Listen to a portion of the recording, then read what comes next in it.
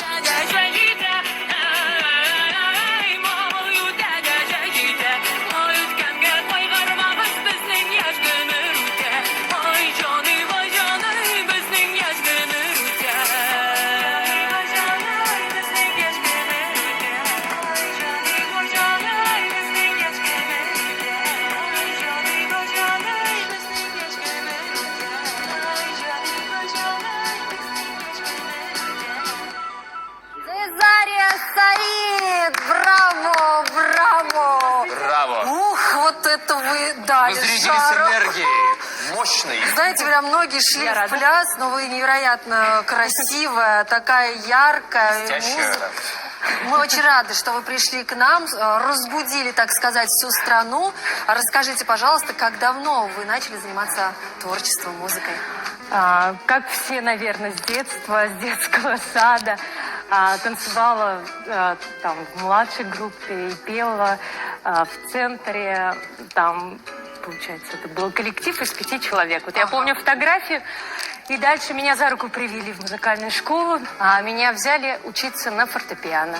Благополучно его закончив, совершенно случайным образом я поступила в музыкальное училище, потому что мамин знакомый в последний день подачи заявления, заявок для поступления сказала: а почему вы не поступаете, когда у мамы спросила, чем я занимаюсь. И мама ему сказала, что я закончу музыкальную школу. Он сказал: обязательно надо идите. идти, Мы в последний день подали всего 1 документ. Дальше все остальное донесли. И, конечно же, естественно, это была консерватория. Закончила я ее с красным дипломом. Спасибо.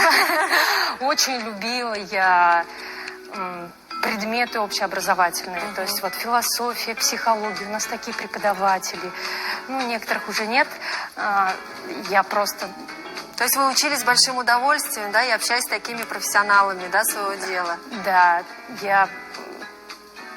Постигали науку с неимоверной любовью. Я просто боюсь слова сказать, я обалдела. Слушайте, ну это же замечательно, когда учеба в радость и в удовольствие. И смотрите, как вас вела судьба, да? Вот, вроде в садике сначала, в детском коллективе, да, вы участвовали, потом дальше музыкальная школа, а дальше всего одна заявка, и мы теперь вот можем общаться с таким замечательным музыкантом, с такой прекрасной певицей. Но мы сейчас даже откроем тайну нашим телезрителям. Вы поете на 17 языках.